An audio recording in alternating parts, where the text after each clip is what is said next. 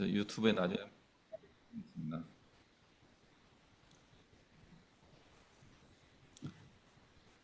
네, 오늘 같이 이제 제가 우리 이제 목사님들과 이제 참석하시는 분들하고 나누려고 하는 거는 코칭이라고 하는 부분이고, 이제 그걸 또 이제 그 중에서도 이제 기독교 코칭이라고 하는 부분, 이런 영역이 지금 확산되고 있습니다. 저희 한국 코치협회라고 하는 곳에서 기독교 코칭이라고 하는 컨셉을 가지고 기독교 코칭 센터를 만들었다가 한국 코치협회가 이제 좀 중립적 기구가 되어야 하기 때문에 이제 종교성을 이렇게 너무 부각하기가 어렵다, 뭐 그런 이야기가 있어서 그때 이제 내부 사정에 의해서 그 지금은 코치 협회가 센터가 아직 남아 있긴 하지만 이제 왜 저희가 이제 그때 독립을 해가지고 한국 기독교 코칭 학회라고 하는 단체를 만들었습니다. 그래서 기독교 코칭이라고 하는 그런 새로운 영역을 확장하고 있는데, 제가 마침 2020년부터 기독교 코칭을 배우게 돼서 지금 5, 6년째 코칭을 관련된 활동을 하고 있고요. 저는 이제 조금 더 한 번 더 설명을 드리긴 하겠지만 전공이 이제 기독교 교육학입니다. 교회 교육에 관해서 늘 관심을 가지면서 연구하고 학위까지 받았는데, 코칭이라는 걸 경험하고 난 다음에 교육 방법에 있어서 코칭이 굉장히 유용하구나, 이런 이제 깨달음이 왔어요. 그래서 이제 다른 교육 방법도 굉장히 소중하고 좋은 것들이 많이 있지만 우리 기독교 코칭을 교회 교육의 언어로 삼으면 좋겠다, 이런 마음을 가지고 제가 이제 많이 여기저기 강의하러 다니고 있긴 합니다. 그런데 이제 대부분 이 코칭이 상담과 연계된 영역이 많이 있어요. 그 상담학이 먼저 상담이라고 하는 도구를 가지고 많이 교회를 위한 목회적 상담, 뭐 교회 기독교 상담 이런 거 해보셨는데, 코칭이 이런 상담의 어떤 아류처럼 되어 있는 부분이 없잖아 있습니다. 그런데 이제 실제로는 이제 코칭이 독자적인 영역이 있어서 다음에 기회가 되면은 다음 주 매주 이제 이 시리즈로 이런 이제 이 시간을 이제 이용하려고 하고 있긴 한데요. 나중에 이제 코칭에 대해 좀 더 설명드릴 수 있는 시간을 한번 갖도록 하겠습니다. 그래서 오늘은 이제 기독교 교육과 코칭이라고 하는 주제로 한번 이제 살펴보려고 하는데요. 그래서 이제 뭐 내용은 이렇습니다. 그래서 예수님을 통해서 알게 된 코칭 언어 하면서 질문을 한 겁니다. 기독교 교육과 교회 교육 혹은 주일학교 교육, 신앙 이런 걸 통해서 신앙이 좋아진다, 뭐 신앙을 갖는다, 훌륭한 신앙이 된다라고 한다면 그것은 무엇을 의미할까요? 라고 하는 이제 질문 한번 드려봅니다. 그래서 이제 제가 이제 찾아본 거는 뭐 성품이 훌륭하게 되는 거, 또는 성경 지식을 많이 갖게 되는 것, 또는 기독교적 삶을 잘 살아가는 것, 또 하나는 뭐 가장 중요하지만 구원의 확신을 갖는 것, 뭐 이 정도 찾아봤는데, 혹시 신앙이 좋아진다, 좋다라고 하는 것을 설명할 만한 또 다른 것들이 더 있을까요?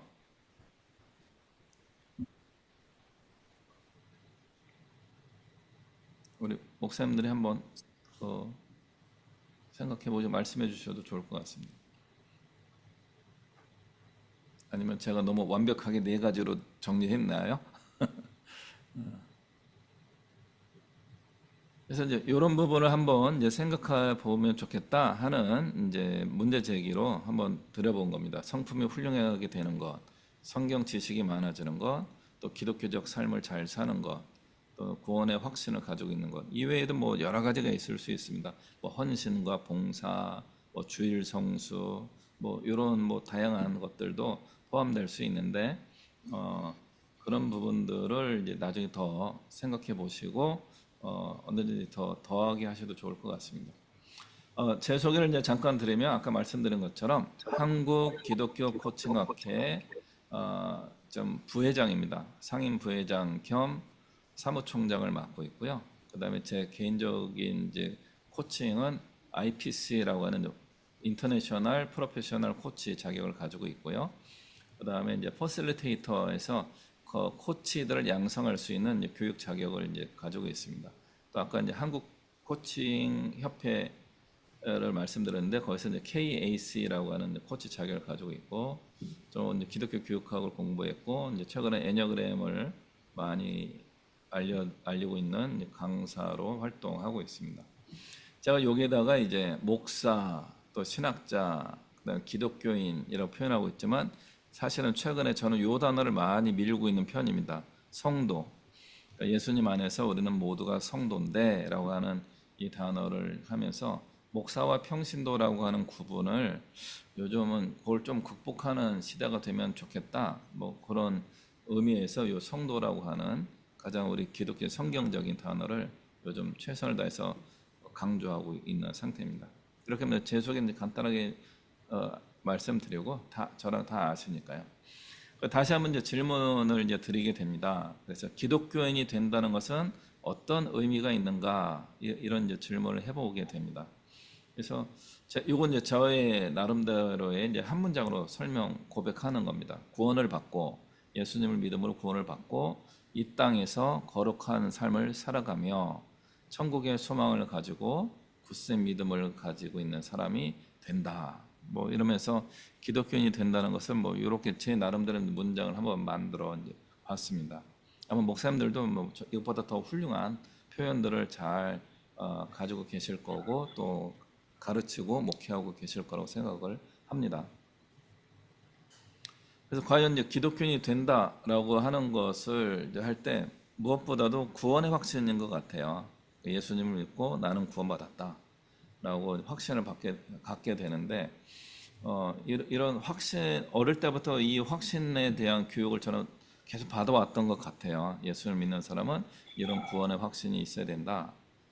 그런 말씀을 많이 듣게 되는데, 저희는 이제 주로 예수님을 믿게 되는 채널이 두 가지죠. 어릴 때부터 교회 그 미션, 그 신앙의 가정에 태어나서 모태 신앙으로 쭉 자라오는 그런 이제 경우가 있고, 또 다른 경우는 전도를 통하여서 예수님을 믿게 되는 두 가지 경우가 있다라고 생각합니다. 그래서 전도와 뭐 그다음에 유아신앙 또 혹은 모태신앙의 경우 동일하게 어떤 특정한 과정을 거쳐야 됩니다. 뭐냐면은 예수님을 나의 구주로 고백하는 그 단계가 있어야 되는 거죠. 근데 전도의 과정에서는 이게 좀 명확한데, 어릴 때부터 신앙교육을 받아온 사람들은 요 구원의 확신 단계가 조금 불명확하고 애매한 부분이 있죠. 그래서 이 부분을 치고 들어왔던 이단 세력이 누구냐면 구원파죠. 그러니까 구원파가 너 몇 년 몇 월 며칠 날 구원을 받았냐? 구원을 받은 날은 하루 당일 그 날이 분명히 있다. 그래서 논리적으로 그게 맞죠. 어느 날 내가 구원받는 단계로 쭉 넘어가게 되는데, 그러니까 모태 신앙이 엄마 뱃속에 있을 때 죽으면 천국 가냐 못 가냐 뭐 이런 논쟁부터 시작해가지고, 그러면은 유치원생은 구원받을 수 있겠는가? 초등부 학생들은 구원받을 수 있겠는가? 중고등부 청소년들은 구원받을 수 있겠는가? 이 부분이 이제 신학적인 논쟁 중에 한 가지입니다. 한편으로는 마이너리티한 논쟁이긴 하지만 당사자들에게는, 또 그런 자녀를 가지고 있는 부모에게는 굉장히 이게 중요한 질문입니다. 내가 오늘 죽으면 천국 갈 수 있겠는가? 이게 구원의 확신인데, 이 모든 게 이제 교육으로, 언어로서 교육이 될 때 그 교육을 언어로 이해하고 동의하고 또 자기 확신의 고백을 할 수 있을 때 우리는 저 사람은 적어도 구원의 확신이 있구나라고 이제 평가를 하게 되죠. 그래서 이제 이 부분이 앞으로도 이제 우리 어린이 청소년 또는 청년들 사역을 하는 분들이 계속해서 이제 고민하면서 교육이라고 하는, 전도는 어떤 면에서 그래서 좀 더 명확하죠.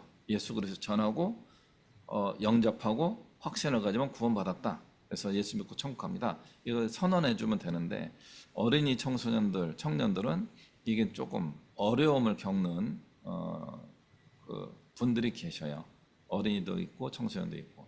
그래서 이 부분을 이제 앞으로 우리가 어떻게 할 것인가 고민을 해 보면 좋겠다. 그래서 제가 교육을 주로 연구했던 입장에서 이 부분을 좀 같이 이제 상의하고 고민해 봤으면서 이 주제를 계속 얘기하고 있습니다. 그래서 이제 제가 이제 온누리교회 교육전도사를 할 때 그때 마침 장신대에서 기독교 교육학 박사학위를 받고 오신 분이 교사 기도 모임 때 이 질문을 한 거예요. 교육으로 구원을 받을 수 있습니까? 이 질문을 할 때 아무도 대답을 못 하는 거예요. 저도 대답을 못 했어요. 교육으로 구원을 받을 수 있는가? 목사님들 어떻게 생각하십니까? 교육으로 구원받을 수 있습니까?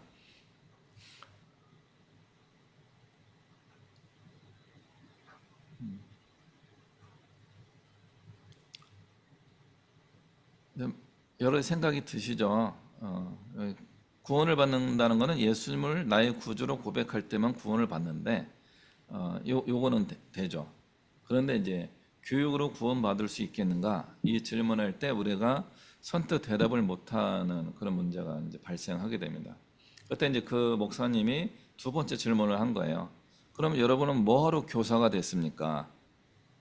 여러분이 하는 이런 교육 행위로 구원이 이루어지지 않는다면 여러분들은 왜 교사가 돼가지고 왜 교사로서 헌신하고 봉사합니까? 이게 목회자에게 넘으면 우리가 교육으로 구원을 베풀 수 있는 상황이 이루어지지 않는다면 왜 교육 목회라든가 매일 설교하고 말씀으로 양육하는 일을 하고 계십니까? 라고 이제 질문하는 거죠. 그럴 때 이제 우리는 이런 질문이었구나라고 이제 의도를 파악하게 되죠. 그러니까 예수님에 대한 복음의 메시지를 계속 전파해야지만 구원이 이루어질 수 있겠다 이런 단계에 이제 도달하게 되는 거죠. 그런데 우리가 그걸 하잖아요. 어제도 주일날에도 이런 복음을 전하는 일을 하셨고 벌써 1년, 2년, 3년, 10년, 20년, 30년 우리가 그 일을 해왔는데 우리가 하는 그런 목회와 교육 행위로 과연 사람들이 구원받았는가 할 때 구원받았죠. 그럼 모두가 구원받았는가 할 때 느낌상 구원받은 분도 계시고 아직 구원의 단계에 넘어가지 못한 그런 이제 우리 교인들도 있겠다 이렇게 하는 거죠. 그럼 그 책임은 누구에게 있습니까? 구원 못 받은 사람들에 대한 책임은 나한테는 없는 거죠. 여러분 목사님들에게는 없어요. 책임 없습니다. 그럼 누구에게 있어요? 성령님이 감화 감동 안 해주셨기 때문에 우리 하나님이 성령님이 책임이 좀 있으실 것 같기도 하고요. 그리고 당사자 믿음의 고백을 하지 못. 나는 다 가르쳐 줬는데 제대로 영접하지 않고 거절한 그 당사자가 이제 문제가 있다라고 이제 할 수 있겠다는 거죠. 그럼 이제 과연 이제 우리는 그러면은 이런 책임의 문제에서 자유로운가? 이게 자유로워져야지만 우리가 사역을 계속할 수 있는 거죠. 그러면은 과연 우리는 더 이상 책임을 질 필요가 없겠는가 할 때 책임을 질 필요는 없겠지만 이제는 조금 우리가 방법적으로 한두 가지 좋은 것을 이제 추구하면은 좋겠다 하는 의도에서 이제 오늘 이런 프로그램을 제가 이제 준비하고 이렇게 귀하신 분들을 이미 잘하고 계신 분들이기 때문에 더 이상 말씀드릴 필요는 없기는 하지만 오늘 이제 제가 부족한 가운데에도 한번 최선을 다해서 이제 말씀을 나누려고 이제 하고 있는 것입니다. 네, 언제든지 중간에 궁금하시거나 이견이 있거나 혹은 이제 코멘트가 있으신 분들은 언제든지 자유롭게 의견을 표현하셔도 좋겠습니다. 그래서 이제 제 얘기를 다 들어주시는 건 감사하지만 우리가 이제 서로 동역자고 서로 이제 또 잘하시는 영역들이 계시기 때문에 언제든지 말씀 나눠주시면 좋겠습니다. 오늘 이제 키워드는 교사들을 중심으로 해서 이야기 이제 하려고 합니다. 그러니까 교사들에 대하여 저도 그랬고요. 교사들에 대하여 이제 제가 가지고 있는 이제 생각 중에 하나가 무엇인가 하면은 자기들의 인생도 늘 고민하며 살아가는 분들이 교사가 아니었겠는가.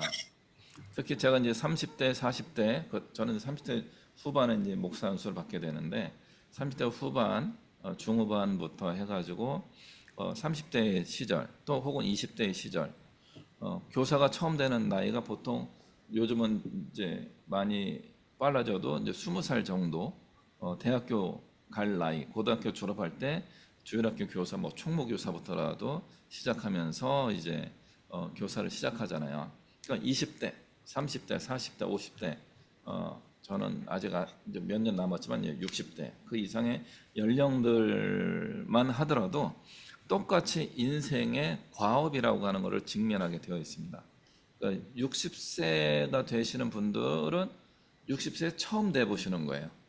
50세가 되신 분들도 50세를 처음 해보는 거예요. 물론 나보다 나이 많은 50대 어른들을 많이 봐왔죠. 그런데 정작 나는 50대가 된 게 이번 생에 처음인 거죠. 그래서 50대가 어떻게 살아야 되는지를 뭐 나름대로 알 것도 같았지만 실제적으로 내가 50세가 되고 보니까 또 50세의 그 삶의 태스크라 그러는데 내가 해야 되는 삶의 문제들, 풀어야 될 일들이 아주 쉽지는 않습니다. 그러니까 우리는 젊은 세대를 보면은 좀 쉬워 보이죠. 30대의 문제들, 20대의 문제들은 좀 쉬워 보입니다. 그러나 당사자들은 인생에 처음 경험하는 것이기 때문에 다 어렵습니다. 그래서 이런 관점에서 보면은 교사들 중에 구성이 20대도 있고 30대도 있고 40대, 50대도 있는데 과연 성경 말씀을 젊은 세대에게 가르치고 있는 그 교사 선생님들은 주일학교 선생님들은 구원을 받았습니까? 라고 질문을 해볼 수 있는 거예요. 그때 똑같은 이론인데 구원받은 분도 계시고 저 친구는 구원을 받았는지 안 받았는지 애매한 분도 계시잖아요. 교회 안에서. 그런데 우리가 교사가 부족하기 때문에 그런 분도 교사를 세워야 되는 겁니다. 그러니까 어린아이들보다 또 이성적으로 성숙했기 때문에 교사로서는 충분히 자격은 되긴 하지만 과연 구원 확신이 없는 사람들이 어린이 청소년을 가르치는 것이 타당한가? 이런 이제 질문도 해볼 수 있습니다. 두 번째, 이게 이제 더 중요한 질문인데, 교회학교 선생님들은 성경에 능통한가?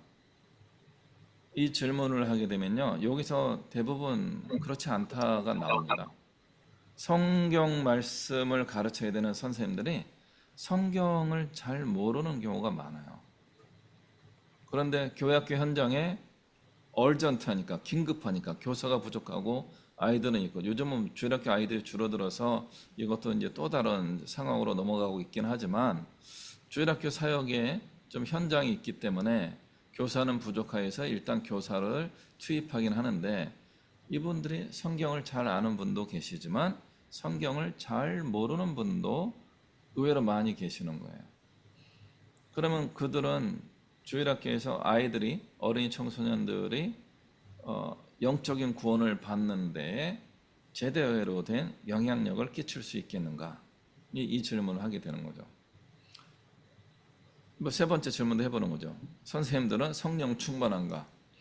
우리 목회자도 성령 충만할 때도 있고 조금 아닐 때도 있고 막 그런 상황이 있는데 교사들은 그 상황이 훨씬 더 자주 발생하지 않겠어요? 그래서 제가 이제 교회학교 사역을 하고 계시는 전도사님들과 교육 목사님들에게 제가 최근에는 만날 때마다 기회 있을 때만 말씀드리는 건데 여러분은 어린이 사역자, 청소년 사역자가 아닙니다. 여러분은 성인 사역자가 되셔야 됩니다. 그래서 전도사님들의 주 사역의 대상들은 사실은 교사, 성인 교사들이어야 되는 거죠. 근데 이제 아이들에게 어린 아이들, 청소년들에게 말씀을 전해야 되니까 설교에 이제 준비에 집중하시게 됩니다. 저는 그것도 굉장히 소중한 일이긴 하지만 문제는 뭐예요? 교사들이 뭔가 부족함이 발생하고 있는데 이 부족함을 목회자가 이끌어 가야 되지 않겠는가? 그리고 목회자가 어느 정도 이끌어 가다가 언제까지 목회자가 끌고 가는 교사가 되겠습니까? 그렇게 되는 게 아니라 수준 있는 능동적인 교사 사역을 감당하는 사역자로 우뚝 서야지만 우리 한국교회 주일학교와 중고등부가 다시 한번 큰 부흥이 일어나지 않겠는가, 이 질문을 계속 제가 이제 드리고 있는 거죠. 근데 교사는 어린이와 청소년을 구원할 자격이 있는가, 능력이 있는가? 자격은 없지만 그럼에도 불구하고 하나님의 은혜를 힘입어서 사역을 감당해야 되는데, 우리가 교사를 해봐서 알겠지만 나도 부족한데요 라고 이야기하는 순간 존경심이 싹 사라지게 됩니다. 그리고 목회자도 겸손하게 제가 부족하지만 그러면은 우리 성도들이 목사님들을 조금 쉽게 대하는 경우가 있어요. 그래서 내가 부족함에도 불구하고 하나님 앞에서는, 코람데오 상황에서는 나의 부족함을 인정하지만 일반 성도들 앞에서는 나의 부족함을 절대로 고백할 수가 없는 거예요. 그게 저는 우리 한국 교회가 갖게 된 위기 중에 하나라고 보고 있습니다. 이 겸손함을 고백을 할 수가 없는 거예요. 자꾸 카리스마틱한, 능력이 뛰어난 그런 사역자를 자꾸 원하기 때문에 그냥 내가 그걸 해낼 수 있다는 걸 자꾸 보여줘야 되는 거죠. 그러나 한편으로는 겸손함이 있어야 되는 거고요. 한편으로는 그럼에도 불구하고 성장하고 이제 발전하는 면이 있어야 된다고 보는 겁니다. 자, 요 강의는 이제 여러 차례 했던 내용이긴 해서 오늘은 뭐 오리엔테이션 겸해서 이제 이 말씀을 드리는 건데요. 일반적으로 초등학교 교사, 중학교 교사가 중고등학교 교사가 되는 방법은 무엇입니까? 사범대학이라든가 교육대학을 나와야지만 교사가 될 수 있습니다. 그리고 어떻게 됩니까? 임용고시를 봐야지만 교사가 될 수 있습니다. 그래서 초등학교, 중학교, 고등학교 또는 이제 대학교도 마찬가지죠. 교사나 교수가 되기 위한 그 과정이 굉장히 어렵습니다. 쉽지 않습니다. 아무나 교사가 될 수는 없어요. 그런데 우리 주일학교 교사들은 어떻게 됩니까? 생각보다 굉장히 쉽게 되죠.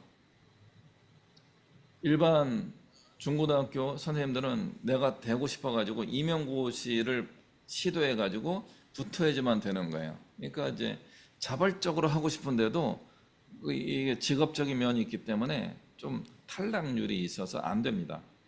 그런데 교회학교는 똑같이 선생님이라고 불려지게 되는데 너무나 쉽게 됩니다.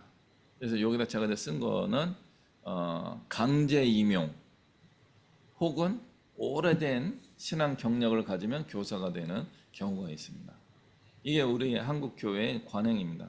그러니까 형식적인 교사 대학이 좀 운영되긴 하지만 교사 대학은 그냥 일종의 통과 의례고요. 그냥 잡아다가 교사를 시키고 있습니다. 그래서 저는 그게 나쁘다고 이야기하는 건 아니에요.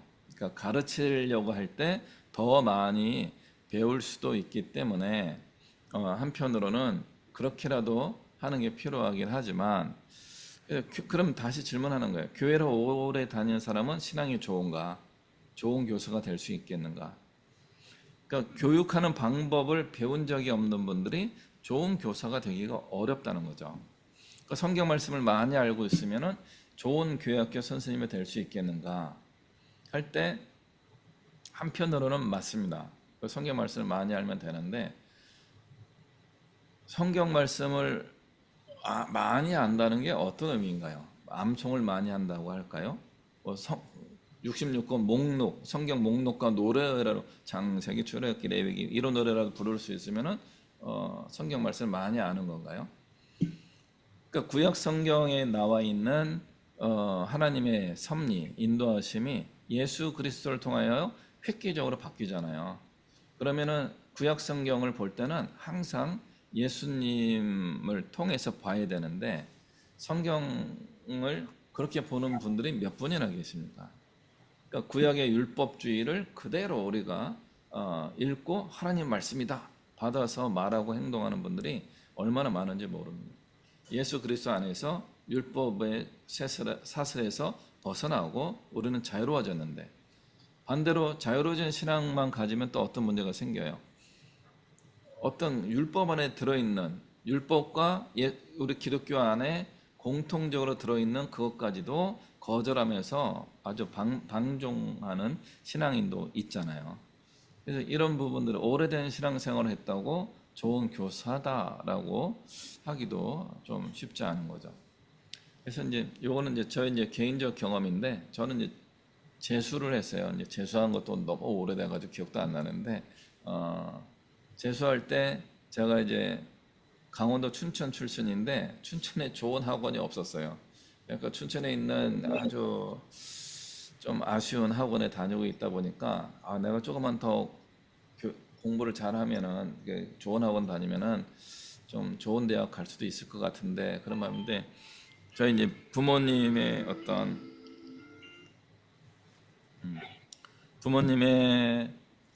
경제 상황이 서울로 보내기가 좀 어려운 상황이어가지고 좀 말씀드리기도 좀 애매했어요. 그런데 이제 마침 그때 저희 이제 외갓집 이모 외삼촌이 인천에 살고 계신 분이 많이 계셔가지고, 그러면은 학원은 서울로 가되 숙식은 그 이모님 댁에서 해결하는 조건으로 간 거죠. 그래서 우리 어머니 동생 이모님 댁에 가서 주안에 있었는데, 주안부터 용산에 있는 좀 아주 좋은 학원은 아니지만 그나마 이제 서울에 있는 학원을 다니게 되었고, 그런데 이제 그때 목회하시던 저희 외삼촌이 계셨어요. 야, 주일날 교회 와라 해서, 재수생이잖아요. 그러니까 예배만 드리고 집에 보내줘야 되잖아요. 근데 야, 하나님이 그렇게 복 안 줘. 너 교사를 해라 그런 거예요. 그래서 재수생의 마음도 그렇지 않아도 좀 거시기 한데 교사를 하래요. 그, 어, 몇 학년 할까요? 그래서 2학년 선생님이 없으니까 초등학교 2학년 그 선생님을 해라 그런 거죠. 아유, 한 네다섯 명밖에 없는데 이놈들이 떠드는데 너무 힘든 거예요. 나는 최선을 다해서 가르치려고 하는데, 나도 모르면서 인생의 그 어두운 터널을 통과하고 있는 재수생이잖아요. 어, 그런데 나름대로 그래도 하나님 말씀을 매일매일 공과 순서에 맞춰서 열심히 가르치는데, 애들이 너무너무 떠드는 거예요. 그리고 외삼촌한테 얘기한 거죠. 목사님, 아무래도 이게 자신이 없네요. 돈도 없잖아요. 돈도 없는데 매주마다 애들한테 사탕 한 봉지 사가지고 그걸 소분해서 종이봉투 하나씩 만들어서 두 알씩 넣어서 애들한테 나눠주고 막 그런 거예요. 근데 어느 날 목사님께도 막 못하겠다 그랬는데, 어떤 우리 반 여학생이 카드를 하나 준 거예요. 카드 하나 보는데 정말 연필로 막 지우개 써가면서 울퉁불퉁 쓴 글자에 여기에 있는 내용을 쓴 거예요. 선생님, 우리를 위해서 열심히 하시는 거 저희도 알아요. 저희가 이게 성경 공부 시간에 떠드는 것 때문에 힘드시죠? 제 마음 막 위로가 되는 거죠. 그렇지만 우리가 떠들면서도 다 듣고 있어요. 그러면서 선생님 고맙습니다. 이런 내용을 써준 거예요. 아, 그러니까 저는 이제 놀라운 경험을 한 거죠. 너무 그걸 이제 선생님들에 보여드리고 목사님께 보여드리니까, 뭐 야 이놈아 거봐 임마, 애들이 너한테 좋은 영향을 받고 있지, 열심히 해라 막 뭐 그런 얘기도 듣긴 했는데, 그러니까 이제 제가 이제 초등학교 2학년 어린이들에 대해, 나도 그 시간을 거치긴 했지만 나는 그때 정말 똑똑한 놈이라 생각했는데, 나이가 걔네가 뭐 몇 살 차이가 나서 보니까 그 아이들이 좀 그렇게 안 보였던 거죠. 근데 실제로는 그 아이들은 굉장히 능동적이고 적극적이고 뭔가 또 잘하고 있던 그런 아이들이었다 하는 걸 이제 배우게 되었습니다. 그래서 이제 교사가 정말 이제 소중하구나. 그래서 그런 이제 것들을 이제 한번 생각했던 걸 말씀드리고요. 그래서 이제 저희가 그러면은 모든 교육학적 관점에서 교육 목적이 제일 중요합니다. 이 교육을 해가지고 도달하려고 하는 방향이 뭐냐. 그래서 예를 들어 수학 교육의 목적은 뭡니까? 수학을 잘하는 학생을 만드는 거죠. 그 수학을 잘한다는 건 그럼 뭐냐? 그 수학을 잘하기 위하여 교육 과정, 커리큘럼을 이제 세우게 되는 거죠. 그래서 이제 초등학교 1학년 애들에게는 더하기, 빼기, 뭐 중학교 3, 4학년 넘어가면 곱하기, 나누기, 뭐 중학교 가면은 뭐 루트, 중학교 때 배우나요? 뭐 이런 거, 집합, 뭐 이런 걸 배우게 되는 거죠.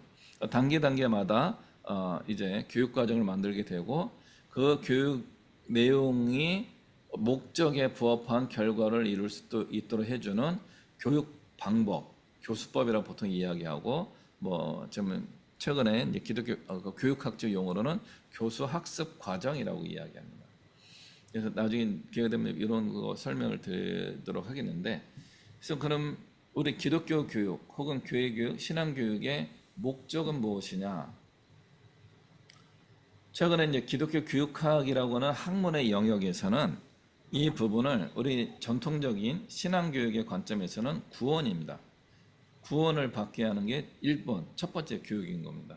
그런데 아까도 말씀드린 것처럼 구원이라고 하는 거는 일회적인 상황이에요. 우리 신앙 교리에 의하면 예수 그리스도를 나의 구주로 영접하는 순간 우리는 구원을 받게 되는 겁니다. 그게 언제 일어날지 모르기 때문에 우리는 그걸 구원의 확신 교육을 꾸준히 하고 있는 거죠. 그런데 이제 그 다음에 문제는 뭐예요? 구원을 받은 사람이 어떻게 살아가야 되는가? 이게 문제가 되는 겁니다.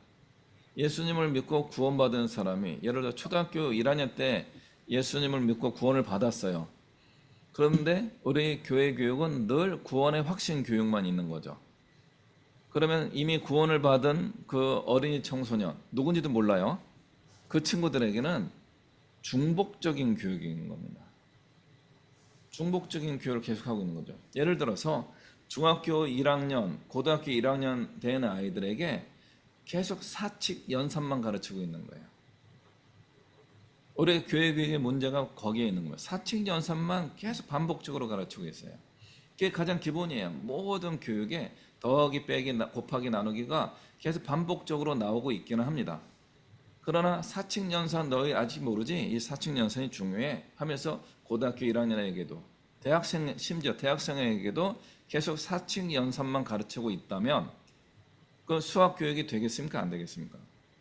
안 되죠. 반대로 초등학교 3, 4학년 아이들에게 아까 얘기한 루트 교육을 하고 있어요. 루트를 가르치게 되면요. 제곱근, 더하기 빼기도 안 되는 아이들에게 제곱근을 가르치고 있으면 이건 문제가 있는 거죠. 그럼 과연 우리 교회 교육에서 신앙 교육은 구원 교육을 하는 게 중요한 것인가? 아니면은 구원받은 사람이 이렇게 살아가야 된다고 하는 삶의 교육을 가르치는 게 중요한가? 이게 굉장히 어려워요. 이게 학교 교육은 연령에 따라서 2단계, 2단계, 2단계 가르치는 게 딱 거의 다 완벽하게 떨어지게 됩니다. 그게 안 되는 애들은 따로 모아서 나머지 공부를 시키면 되는 거예요. 그런데 교회 교육에서 구원 교육, 우리 신앙 교육의 관점에서는 이 부분이 알 수가 없는 거예요. 그리고 나이로는 섞여 있어요. 중학교 때 구원의 확신이 있는 아이들과 중학교 때 이제 처음 교회에 온 아이들이 있는 거죠. 그러면 이 아이들이 섞여 있는데 우리는 누구에게 포커싱해서 교육을 하겠어요? 신앙적인 삶을 이렇게 살아가야지, 너는 예수 믿는 사람으로서 이렇게 구원받은 사람답게 살아가야지, 이런 교육을 해야 되는 학생들이 있는 반면에 구원의 확신부터 다시 가르쳐야 되는 학생이 섞여 있는 거죠. 그러니까 이제 교회 교육은 그래서 이것도 했다 저것도 했다 왔다 갔다 하는 커리큘럼입니다.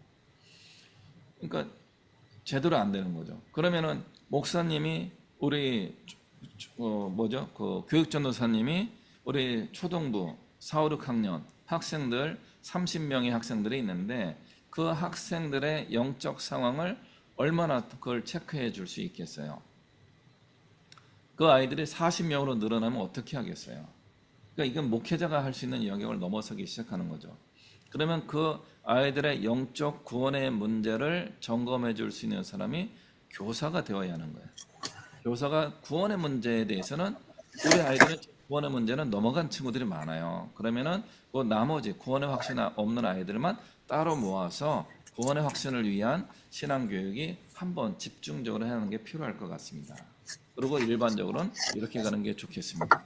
이러한 저런 그런 교육에 대한 전문가적인 교사들이 있어야 되는데 교회 학교에서는 그런 전문가적 교사들이 없는 거죠.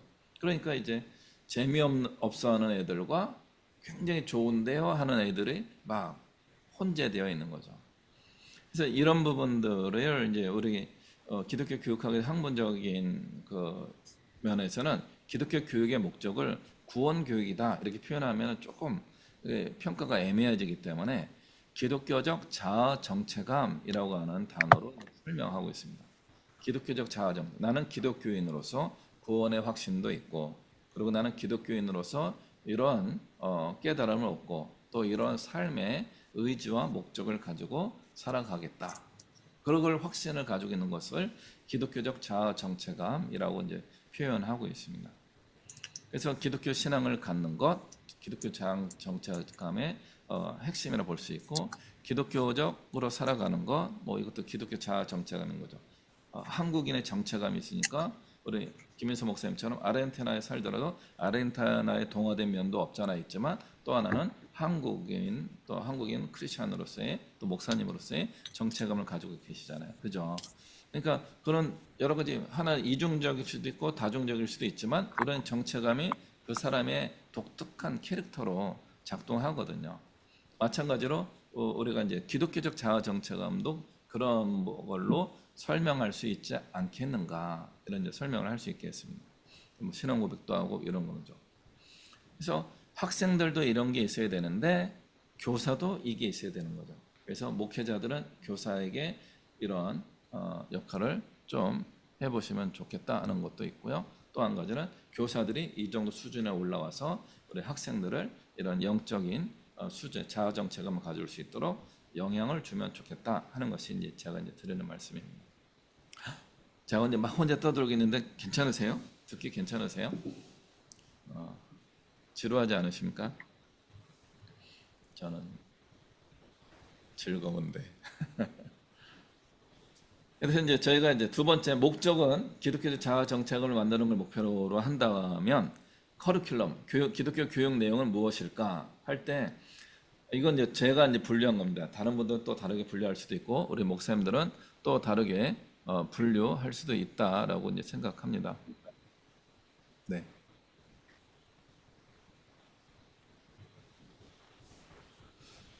그래서 일단은 교육 내용은 성서적 내용이 있어야 됩니다. 성경을 많이 아셔야지만 신앙교육을 할 수 있는 거죠. 말씀 교육이 없으면 기독교 교육은 될 수 없기 때문에 이건 가장 당연한 영역입니다. 두 번째는 전통적 언어로 이야기하는데, 일단 교회에서 사용되는 우리의 어떤 성경과 구분되는 그런 전통적 언어가 있는 거죠. 예를 들어 우리나라에서는, 오늘도 이 얘기를 누가 찾아와서 이 얘기를 좀 많이 했는데, 한국 교회는 술, 담배를 금한다. 뭐 이게 전통적인 언어잖아요. 예수님을 잘 믿는 사람은 술, 담배를 안 한다. 근데 저는 요즘은 요거 좀 바꿔야 되지 않나 하는 이제 마음도 없지 않아 있긴 하지만, 이런 것들, 주일 성수를 한다. 뭐 이런 교회 전통적인 언어가 있습니다. 뭐 전도를 한다. 뭐 이건 성경적 언어하고도 연결되는 부분이 있긴 하지만, 네. 또는 일상 언어. 일상 언어는 우리가 가족들과 대화하는 것, 직장에서 대화하는 것, 이런 거 일상 언어입니다. 학생들은 뭐 학교 가서 친구들하고 대화하는 것. 근데 일상 언어에서 기독교적인 어떤 모습을 보여주는 것, 이런 것들이 이제 필요한 거고. 근데 그래서 저는 이제 오늘 이제 키워드 중에 하나인 코칭 언어. 코칭 언어는 한편은 방법이면서 내용이 되기도 하는 그런 언어입니다. 그래서 조금 더 후에 이제 설명을 더 드리도록 하겠습니다. 그래서 이제 교사와 학생의 기독교적 자아 정체감이 잘 형성되어야 하지 않겠습니까? 그러니까 우리 목사님들은 그 자아 정체감이 거의 잘 형성됐기 때문에 이제 부르시면 소명 의식도 있으시고 이런 기독교적 영향을 주는 그런 삶에 헌신하게 되는 거죠. 그 목회자의 삶이 참 그런 면에서 한편으로는 존경받는 부분인데, 네, 제가 하나 뭐 문의 들어온 게 있어가지고요.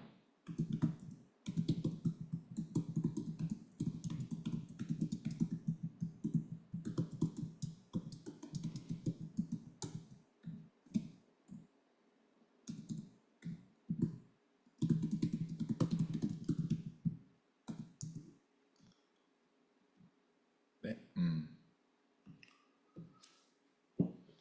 아까도 초반에 말씀드린 것처럼 교사도 기독교적 자아 정체감이 잘 세워졌음에도 불구하고 삶의 문제에 직면합니다. 20대 뭐 직면하는 것 중에 이제 학업, 그 졸업하면은 어떤 진로, 직장, 뭐 결혼, 또 뭐가 있죠? 네, 그런 게 대표적이죠. 이런 삶의 태스크에 직면하게 돼요. 20대 후반, 30대가 돼 결혼하게 되면 뭐 어떤 일이 생겨요? 자녀 출산. 출산하면 얘를 먹여 살리기 위해서 이제 승진, 돈을 더 벌어야 되고, 이런 삶의 태스크가 늘 오는 거죠. 그럴 때 이제 교회에 이제 30대, 40대 되니까 이제 집사 직분도 받기 시작하고, 교회에 이제 또 40대 된 분들은 뭐 권사, 뭐 이런 안수집사, 이런 이제 직분을 받기 시작하는 거죠. 교회 안에 이런 자기의 역할들이 등장하기 시작합니다. 사회적으로도 과장님, 뭐 대리에서 과장으로 갔다가 뭐 부장으로 향해 나가야 되는 거고, 못 올라가서 어떤 사람은 40대 중반에 퇴직을 할 것인가 이직을 할 것인가 막 그런 고민을 하게 되는 삶의 어떤 상황이 항상 직면하게 되어 있습니다. 근데 문제는 교회 안에서 이 문제를 직면하는 사람이 다양해요. 그러니까 다양하니까 답이 하나가 아니고 답이 10명이면 10가지일 수도 있고 20명이면 20가지가 발생할 수 있는 거죠. 그러면 그 삶의 문제는 누가 풀어야 돼요? 본인 스스로가 풀어야 되는 거죠. 그러니까 우리 목회자가 목회적으로 도움을 줄 수 있지만 목회자가 이 길로 가시오 저 길로 가시오 옛날엔 그걸 많이 해주셨어요. 그러니까 이제 목회적 상담이라고 얘기해가지고 목사님과 상담해가지고 인생의 진로를 경험하는 경우가 많은데 옛날엔 그게 또 잘 맞았습니다. 목사님들이 그 영적으로 더 뛰어나서 그런지 모르지만 잘 해주셨어요. 그런데 현대에는 안 맞아요. 삶이 더욱더 복잡해져 가지고 목사님이 이 길로 가라 저 길로 가라 이렇게 해주었을 때 나중에 원망하는 사람들이 의외로 많이 등장해요. 그러니까 결국 삶의 문제는 본인이 풀어야 되는 것이고 더 나아가서는 본인이 하나님의 음성을 이제 들어야 하는 것입니다. 이런 이제 문제들을 도와줄 수 있는 게 옛날에 이제 상담이란 문제로 이제 해결해 줬다면은 요즘에는 이제 제 개인적으로 이 코칭의 방법을 사용하게 되면은 코칭의 방법이 나중에 이제 한 번 더 말씀드리긴 하겠지만 고객이 스스로 말할 수 있도록 하게 만드는 것입니다. 고객이 스스로 결정하고 선택하고 자기가 가지고 있는 자원을 활용해서 미래를 향해 나갈 수 있도록 해주는 게 이제 코칭의 이제 방법이라고 할 수 있습니다. 그러므로 교회학교에서 우리 선생님들이 어린이들과 청소년들에게 말씀을 가르쳐서 영향을 줘야 되는 부분이 있지만 한편으로는 교사도 지금 변화하는 과정에 있기 때문에 함께 성장하는 면도 없잖아 있다라고 할 수 있는 거죠. 그래서 교사들이 자기가 전지전능한 것처럼 아이들에게 뭐 이런 식으로 당당하게 이야기하는 것도 필요하지만 더 좋은 방법이 뭐냐면은 어린이 청소년이 스스로 하나님의 말씀을 자기의 것으로 삼아서 거기에 고민하고 또 성령님의 도우심을 구하고 그리고 믿음의 결단을 하는 능동적인 신앙이 되도록 하는 가르침을 주면 좋겠다 하는 게 저의 의도입니다. 그러니까 제가 이런 걸 이야기하고 있지만 저만 하더라도 교회 학교에서 이런 교육을 받아본 적이 없는 거예요. 그러니까 주입식 교육에 익숙한 거죠. 선생님들은 전지전능하고 목사님들도 전지전능하셨고 하나님 말씀도 전지전능하니까 너희들은 무조건 받아들이고 믿고 그대로 따라 이런 가르침을 받았던 거죠. 그런데 현대에는 그 방법이 잘 안 통하는 시대가 된 거예요. 잘 안 통하는 시대가 됐으니까 뭐 옛날 방법이 잘못됐다 그런 뜻은 아니고요. 방법을 좀 바꿔야 되는 시대가 된 거죠. 그러니까 스스로 선택하고 결정할 수 있도록 도와주는 가르침을 이제 주면 좋겠다. 왜냐하면 교사도 전지전능하지 않고 교사도 성장하는 과정이 있는 분이기 때문에 그렇다 하는 겁니다. 그래서 이제 교육적 언어와 뭐 일상적 언어 이런 것들을 자꾸 우리가 구분하면서 이걸 구분했다가 이제 따로따로 쓰자는 것이 아니라 이걸 통합적으로 씁시다 하는 뜻입니다.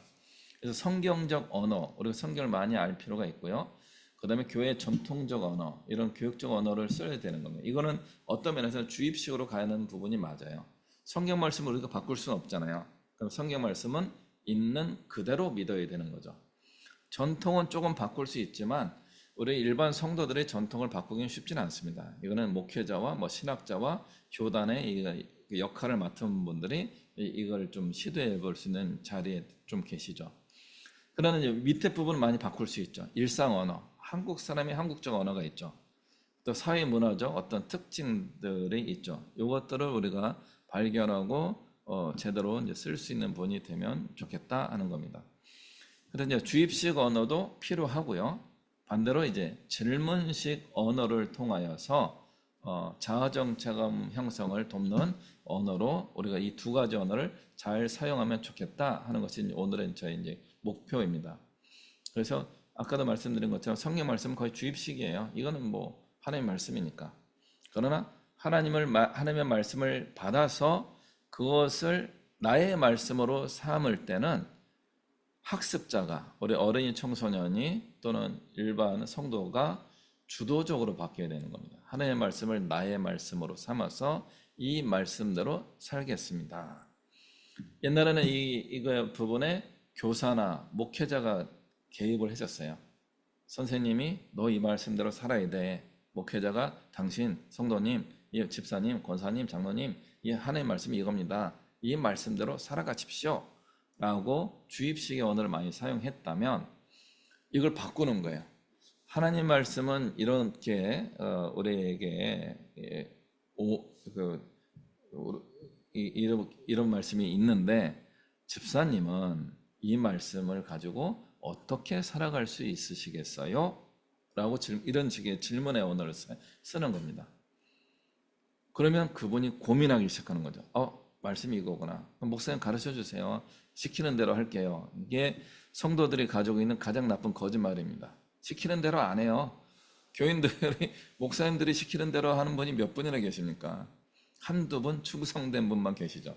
나머지는 하나님의 말씀이 이게 맞아요. 분명해요. 그럼에도 불구하고 이 말씀대로 시키는 대로 안 살아요. 그러니까 나중에 다 천부야 의지 없어 손 들고 옵니다. 그 고백을 하는 거죠. 그럴 때 우리가 언어를 한 번만 바꿔주면은 이제 책임이 누구에게 있어요? 목사님이 이 사람을 바꾸고 이 사람을 말씀의 사람으로 살아가게 만들어야지 하는 그런 사명감으로 하는 책임감에서 성도에게 책임감을 살짝 넘기는 겁니다. 이 말씀은 이런데 권사님은 어떻게 하시겠어요? 교사는 이렇게 말하는 거죠. 얘들아, 하나님의 말씀은 이렇게 우리에게 오늘 우리에게 읽고 이런 내용인데 너는 지금 초등학교 3학년으로서 이 말씀을 가지고 어떻게 살 수 있겠니? 라고 질문하는 순간 그 학생은 고민하기 시작하는 거죠. 이 말씀을 가지고 내가 어떻게 살아야 될지 생각을 해야 된다고 고민하게 되는 겁니다. 이게 코칭적 언어입니다. 코칭의 언어가 어떤 의미가 있냐면 코칭에서 우리가 이제 설명하는 건데요. 상담가와 고객이라고 할 때 답을 주는 사람들이라고 할 때 전문가, 고객이 전문가다, 내가 전문가다라고 할 때 상담가는 전문가예요. 그 질문하는 사람이에요. 계속 물어보고 그 사람 답을 가지고 뭔가 문제를 찾아내서 뭐 치료라든가 상담의 요소들을 제시해 주게 됩니다. 멘토 같은 경우는 무엇과 상관없어요. 이 고객에 상관없이 전문가들이에요. 그래서 내가 컨설팅 전문가고 내가 멘토이기 때문에 나의 인생의 지혜를 가지고 당신 내가 이걸 줄 테니까 이대로 한번 해봐. 이런 식의 좋은 지식과 정보 어떤 가르침을 주는 게 멘토와 컨설팅이라고 할 수 있고요. 교사는 좀 애매하긴 하지만 고객이 가야 되는 방향입니다. 고객에게 학생들에게 정보를 제공해 가지고 이대로 살아가 하면서 학생들에게 떠넘기는 거죠. 그래서 그걸 잘 받아들이는 친구들은 뭐 수학을 잘하는 친구, 과학을 잘하는 친구, 또는 우리 교회에서 신앙생활을 잘하는 친구 이렇게 되는 거죠.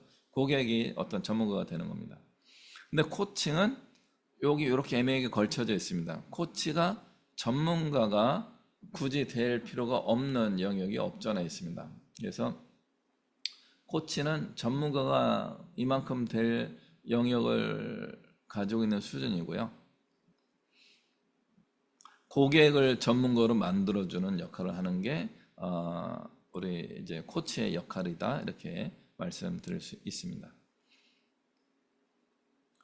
그래서 질문을 하는 겁니다. 그래서 교회 학교에서는 교사가 요 왼쪽에 있는 것처럼 답을 주는 역할을 하는 게 교사의 기본적인 역할이었다면, 답 플러스 교사를 그 질문을 하는 그런 사람이 된다면 코칭적 교사가 될 수 있다라고 말씀드릴 수 있겠다 이제 하겠습니다.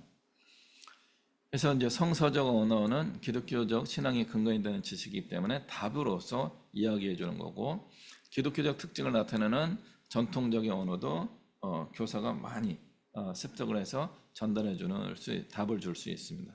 그런데 이제 마지막에 학생들이, 우리 자녀들이 기독교적 자아 정체감을 스스로 만들어 갈 수 있도록 하기 위하여 코칭적 언어를 사용하는 겁니다. 그래서 반복적으로 말씀드리는 거예요. 이 말씀을 따라서 너는 어떻게 살아갈 수 있니? 이 질문만 한번 해주면 모든 책임이 우리 학생들에게 넘어가기 시작하는 겁니다. 그들이 능동적인 신앙인의 훈련, 연습을 하게 되는 거죠.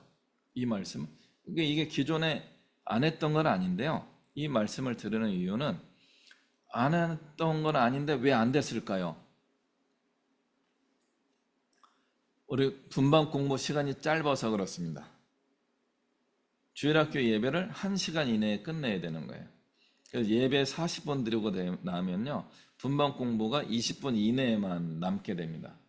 아이들 모아놓고 너 어떻게 지냈니? 뭐 그러고 출석 부르고 뭐 그러면요 또 10분이 훅 날아가요. 그래서 성경 말씀 읽고 문제 몇 번 풀려고 그러면 집에 갈 시간이 돼버려요. 그러니까 아이들하고 우리 자녀들하고 학생들하고 충분히 이야기할 수 있는 시간이 부족합니다. 그러니까 우리 한국 교회 주일학교의 가장 큰 문제 중에 하나가 시간이 짧다예요. 제가 이제 오늘리 교회에 있을 때, 오늘리 교회 하용주 목사님 계실 때 예배가 거의 90분 정도 진행이 됩니다. 80분에서 90분 정도 예배가 진행돼요. 그러니까 이제 어린이 청소년 예배도 어른 예배에 맞추잖아요.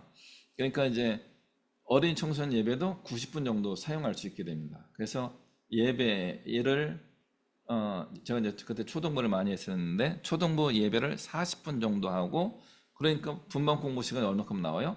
40분이 나오게 됩니다. 그러니까 충분히 할 수 있는 시간이 주어져요. 제가 2달 만에 있다 잘린 교회에서 이걸 그대로 시행했어요. 그래서 주일학교 시간을 좀 늘려야 됩니다 하고서 우리 선생님들에게 예배 40분을 하게 되고 분반 공부 40분을 줬더니 선생님들이 컴플레인을 해요. 분반 공부 시간이 너무 길어요. 애들하고 할 얘기가 없어요. 와, 저는 또 깜짝 놀란 경험을 한 거잖아요. 아이들하고 충분한 시간을 주면은 우리 선생님들이 대화할 수 있는 시간을 정말 잘 활용할 줄 알았는데 그 40분의 시간이 견딜 수 없는 고통의 시간이었던 거예요. 왜 그럴까? 방금 말씀드렸던 코칭 훈련을 해본 적이 없는 거예요. 코칭의 3가지 원리가 있는데 경청, 피드백, 그 다음에 질문이에요. 그러니까 코칭의 원리는 이 3가지입니다. 고객의 이야기를 잘 듣고 잘 들었다는 것을 표현해주는 피드백을 주고, 그 다음에 고객에게 정말 유익한 질문을 하는 것. 그래서 코칭의 꽃은 질문이긴 한데 질문을 잘하기 위해서는 경청을 해야 되는 겁니다. 경청이 기본이에요. 다 잘 들어줘야 되는데 교회학교 선생님들이 듣는 거를 못 견디는 거예요. 아이들이 제잘 하면서 선생님은 어쩌고 얘기하는 게 소음인 거예요. 교사로서 그 부르심을 받아서 주일학교 선생님을 하고 계시긴 하지만 아이들의 소리를 못 듣는 거예요. 그 아이들의 삶의 문제, 이게 안 되는 거죠. 제가 오늘리교에서 교재 개발을 하려고 막 이것저것 연구를 많이 했던 때가 있었습니다. 그 연구하던 때에 영국 주일학교 썬데이 스쿨이라고 하는 그 잡지가 있었어요. 그 잡지에 그날의 에피소드가 이거였어요. 오늘은 노래하는 다윗을 분반 공부하려고 선생님이 열심히 준비했던 거예요. 그런데 뭐 예를 들어 오늘 교회 온 아이 중에 뭐 데이빗이라고 하는 아이가 있다. 데이빗이라고는 노래하는 다윗과 이름이 같아요. 데이빗이에요. 데이빗이라고 하는 아이가 얼굴 표정이 안 좋은 거죠. 그래서 선생님이 질문했어요. 야, 데이빗 왜 그래? 질문했더니 오늘 아침에 교회 오는데 아빠가 아팠어요. 그래서 엄마가 앰뷸런스를 불러가지고 하면서 앰뷸런스 타고 아빠가 갔고 엄마는 나를 교회에다 데려다 놓고 저 아빠를 보러 갔는지 어떤지 잘 모르겠지만 그런 상황이에요. 아빠가 걱정이 돼요. 이런 이제 상황이 된 거죠. 이때 이제 이 선생님은 고민하기 시작한 겁니다. 오늘 다른 아이들을 위해서는 노래하는 다윗에 관하여 성경 공부를 해야 되는데 이 아이 한 명을 놓고 보니까 문제가 있는 거죠. 어떻게 할 것인가? 노래하는 분반 공부 공과에 맞춰서 교육이 진행되어야 할 것인가? 아니면 이 아이의 문제를 가지고 우리 반 아이들이 함께 이것을 다룰 수 있을 것인가? 좋은 훈련이 된 교사들은 이 문제를 잘 해결할 것인데 우리 좀 숙달이 안 된 훈련이 덜 된 교사들은 이게 난감한 거죠. 그런데 이제 그날 이제 그 영국 잡지에 나온 에피소드는 이거예요.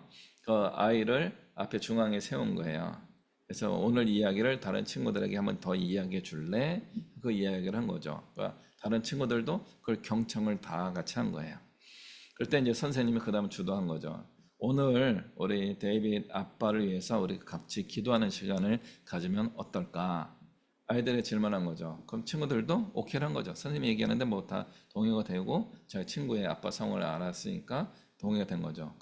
그러면 우리 돌아가면서 한번 기도해 볼까? 해서 조그만 아이들이 초등학교 3학년 정도 되는 아이들이 한마디씩 뭐 데이빗 아빠를 지켜주세요, 도와주세요. 그런 한마디씩 얘기한 거죠. 그 다음에 성경 말씀을 이제 찾은 거예요. 그런 아픈 사람을 위해 기도해야 되는 장면들이 뭐 몇 군데 또 뭐 야고보서에 있기도 하고 몇 군데 아픈 자를 위해 기도들이 있는 거죠.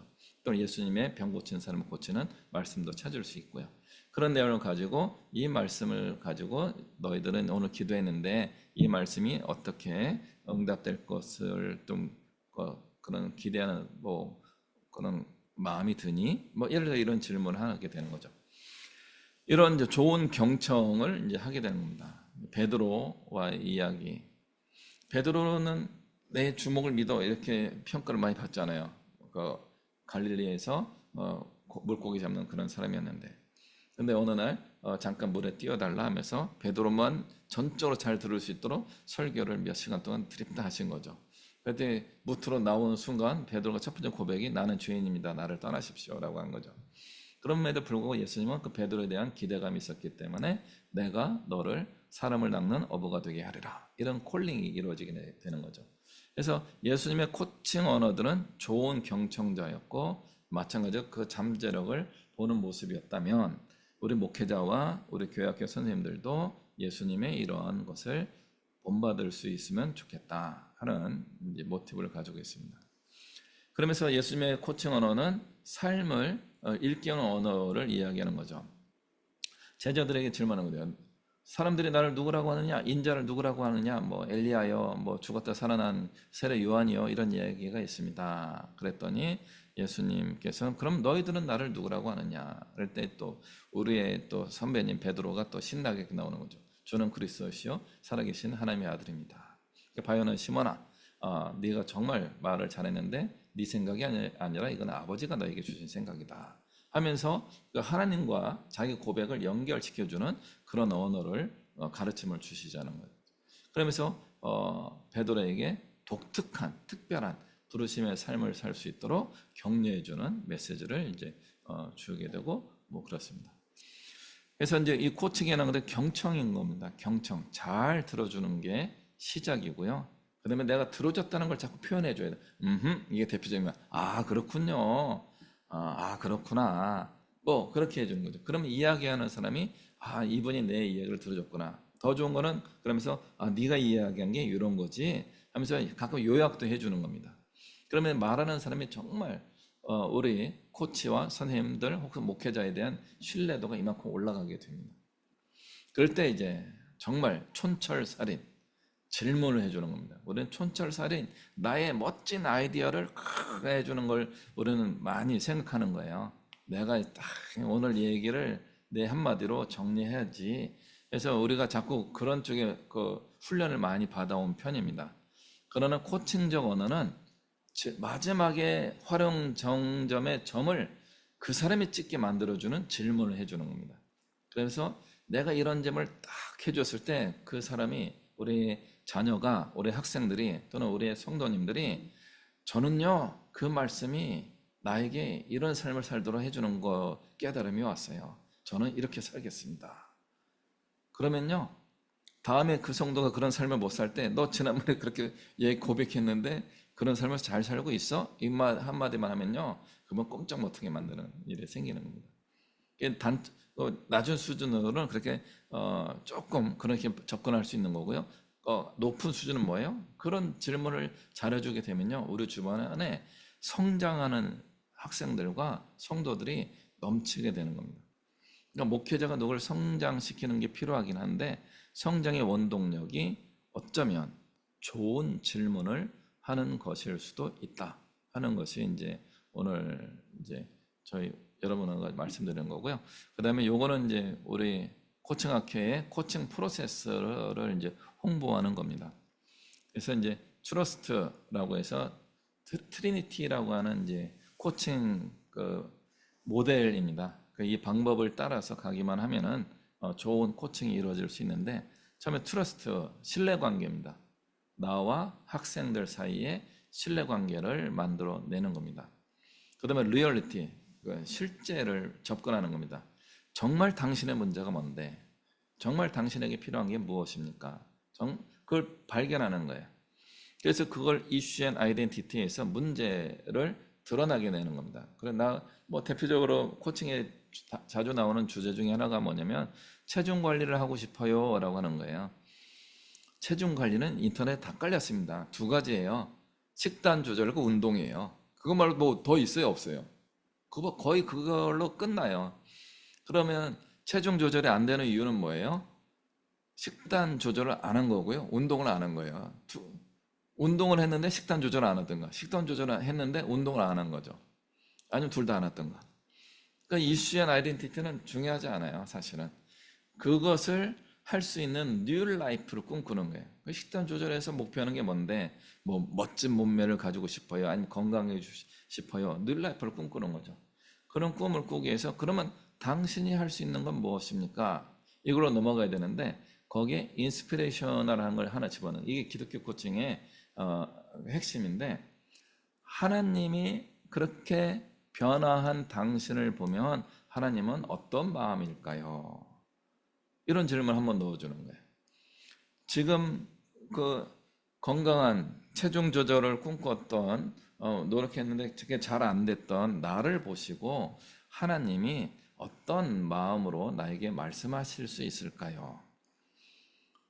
본인의 어떤 그 느낌을 이야기할 수도 있고, 이걸 조금 더 좀 적극적으로 하기 위해서는 잠깐 하나님의 음성을 듣는 시간을 가져볼까요? 하는 거죠. 그러면서 질문하는 거죠. 하나님이 어떤 감동을 주셨나요? 하면은 굳이 저에게 살을 뺄 필요가 없다는 감동을 주셨네요. 운동을 안 하겠다는 거죠. 그럼에도 불구하고 그렇군요. 그런 마음을 하나님이 주셨나 보네요. 그러면은 그럼에도 불구하고 건강한 몸이 되는 걸 하나님이 좋아하실 것 같기도 한데, 어떻게 그러면 건강을 또 추구하는 첫 번째 목표를 더 이루어갈 수 있을까요? 하면서 계속 질문을 이어가는 거죠.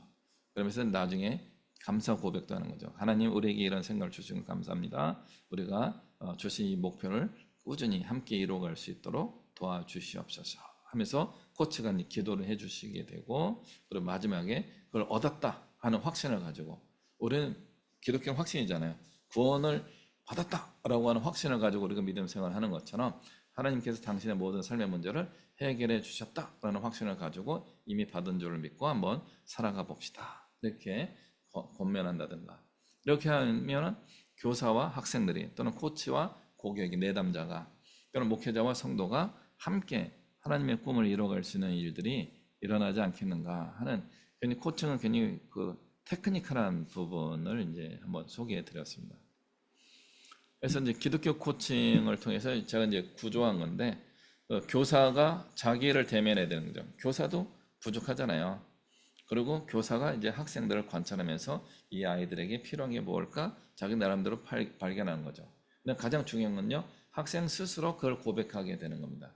학생의 자기 발견이 일어나도록 하면서 교사와 학생의 라포가 형성돼서 대화를 시작하게 됩니다. 그러면 이제 성경 말씀을 이야기하는 거죠. 우리는 하나님 말씀 있는 게 얼마나 놀라운 감사한 일인지 모릅니다. 하나님 말씀을 가지고 그 다음에 학생의 삶을 교사가 그다음 관찰하는 면이 있잖아요. 그러면서 나에게 그런 느낌이 있었는데 너는 어떻게 생각하니 하면서 학생들이 자기의 삶을 돌아보며 숙고할 수 있는 시간을 이제 주는 겁니다. 세 번째는 삶의 본을 보이는 교사가 되는 겁니다. 나는 하나님의 말씀을 가지고 이렇게 살려고 노력을 해. 근데 잘 쉽지는 않아. 그렇지만 하나님의 은혜가 있어서 이런 단계까지 왔어. 이런 이야기를 하게 되면 학생들이 좋은 선생님을 모델로 삼고 싶어하는 면이 없잖아 있거든요. 또는 이제 목사님을 하는 거죠. 우리 목사님은 말이야 이런 면에 이렇게 살아오셨대. 그런 예를 내가 들었어. 그래서 나도 목사님을 닮고자 하는 마음이 없잖아 있어. 너희들도 한번 목사님 닮아보면 어떻겠니? 하면서 본을 보여주는 겁니다. 그리고 하나님이 영감 주시기를 같이 기도하고 성령님 가르쳐 주십시오. 기도하면서 땡스기빙을 하고 자기 성장과 성숙을 추구하는 삶을 향해 나가고 학생은 학생대로 자기 성장을 향해 나가고 교사는 교사대로 성장을 향해 나가고 목회자는 목회자대로 성장해 나갈 때 이제는 목회자와 교사와 성도가 주님 안에서 하나님의 나라를 이루어가는 동역자가 되는 거죠. 학생들이 우리의 영향을 받는 수동적인 대상으로서 존재하는 게 아니라 함께 하나님 나라를 이루어가는 동역자의 수준까지 되는 거죠. 어린이일지라도 중고등부 학생일지라도 우리 청년들일지라도 동역자가 될 때 우리 교회가 달라지는 거죠. 모두가 다 하나님의 음성을 듣고 적극적으로 능동적으로 행동하는 신앙인들이 많아지게 되지 않겠는가. 그래서 더 건강한 신앙 공동체를 주일학교부터 우리 교회 전체가 더 나아가 교단까지 가면 더 좋겠지만 적어도 우리 교회가 건강한 교회 신앙 공동체를 이룰 수 있지 않겠습니까?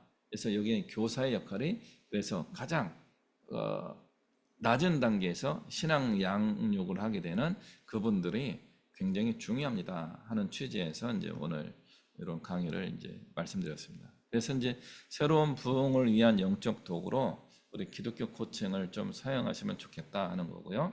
그래서 우리 기독교인들이 좀 언어가 잘못된 지시적인 언어, 어떤 때는 좀 폭력적인 언어를 목사님들이 사용하거나 교회에서 사용되는 경우가 많이 있습니다. 그래서 이게 말하는 태도를 좀 고치는데 이 코칭 언어를 배울 때 좀 도움이 되지 않겠는가 하는 생각을 해보게 되고요. 두 번째는 기독교적 자아 정체감을 보여주는 일상 언어로 사용될 수 있는 게 코칭 언어가 아니겠습니까? 이렇게 말씀드리게 되고요. 그래서 이제 우리가 개방적인 태도를 형성하고 평등적 교사와 학생들이 좀 더 평등적 관계를 갖게 될 때 그런 교회가 신앙 좋은 교회로 소문이 나면은 그 교회로 자발적으로 오는 성도들도 많지 않겠어요? 또 그런 친구들을 따라오는 우리 초등학교도 많지는 않겠지만 중고등부 학생들은 친구 따라오는 경우도 많이 있으니까 우리 교회 한번 가보자 하면서 그렇게 따라오는 친구들이 많아질 때 좋은 그 신흥 공동체 부흥의 실마리가 여기서 열리지 않겠습니까?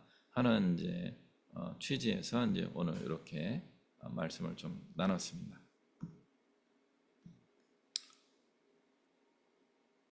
네, 감사합니다. 오늘 제가 준비한 강좌는 여기까지이고요. 잠깐만요. 일단 녹화는 여기서 이제 멈추도록 하겠습니다.